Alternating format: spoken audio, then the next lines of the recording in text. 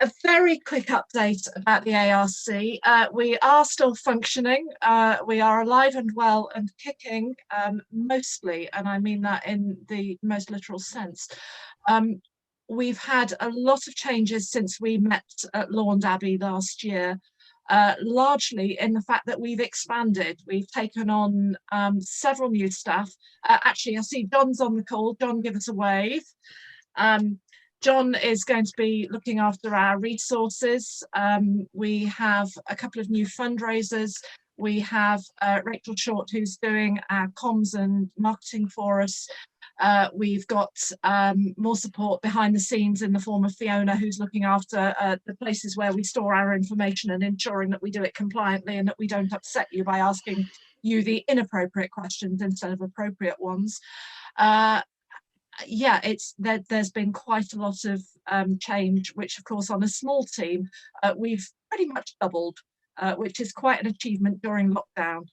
So our new staff are a great source of energy and inspiration to us, and sometimes of course a cause of mild heartache to me, because they've got really great ideas and enthusiasm, and I'm there trying to think, how do we fit all this together?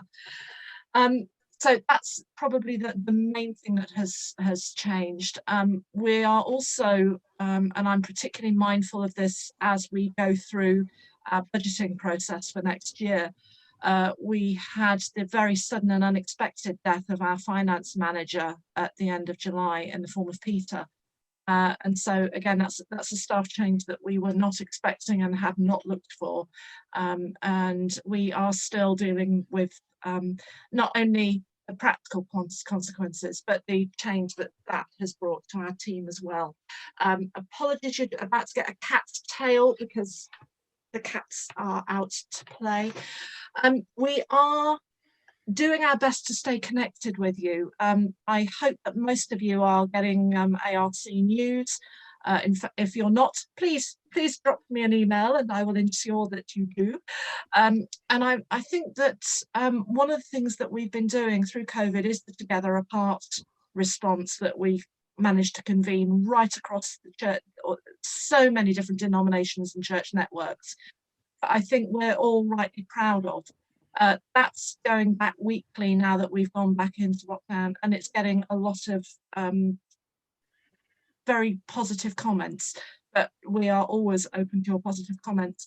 The other thing that we've done this year that really has hit the mark was our harvest resources, which got downloaded nearly 700 times in the end, which is quite remarkable for us, and also got a lot of attention from urban as well as rural. We do have a charitable objective that says we will try to bridge this rural-urban divide that we've just been talking about. And so I'm quite looking forward to seeing where conversations with Stuart will take us. I know we've got Les on this call, who is chair of ARC. That's another change that's happened this year. And I'm sure that there's all sorts of things I should be saying, but at the moment I've just been chairing a Zoom for a while and my brain's gone a little bit mushy. But please keep talking to us. Without you, we're nothing. So please stay in touch, because the work that you're doing and the networks that you have and the valuable work you do on the ground is what we are trying to enable with everything that we do. Going to hand over to the NROs. Most of you know that my role now is part of the evangelism and growth team in the Methodist Church, and I see my job in that is to keep going, but what about rural? But what about rural? And they are sort of getting it. Members of the team do have rural backgrounds, which is great, and it's good to have the rural voice at the centre of that. So if you are Methodist, try and engage with them. Look on the website, see if there's things that we can do. I'm always on the lookout for rural stories that I can feed into that network. So please give me the things that I can then show them, to show them what the rural church is doing. On a slightly boring issue, governance is not the thing that gets people leaping out of bed on a morning, but the Methodist Church has produced oversight and trusteeship, and for those Methodists I would say get a hold of that, download it, it's a conference paper. The idea behind it is to enable small churches to share their governance so that you can be one church on many sites. And the reason for doing that is then to free up energy for mission and evangelism. There is a lot of fear out there that, oh, well, this is just going to be the big churches taking us over, isn't it? No, it isn't. Small village churches could come together as a group of 3 or 4 and be one church. There's a circuit up in Cumbria that has done that. They've become one church called Cornerstone. And Airedale Circuit are moving towards that. The whole circuit will become 3 or 4 churches. So you have sort of branches, and the local people can get on and do what they need to do, and they can share the running of the churches with each other, so that you don't need, church councils for everything and that sort of thing. So that would be really good. Again, if you know of rural churches starting to look at that, please encourage them, but please also tell me where that's happening so that I can feed that in. And the other thing that you probably know, this is my last year in post. They have had one go at trying to appoint a successor, and although they interviewed, they didn't appoint. So that will happen again in the new year.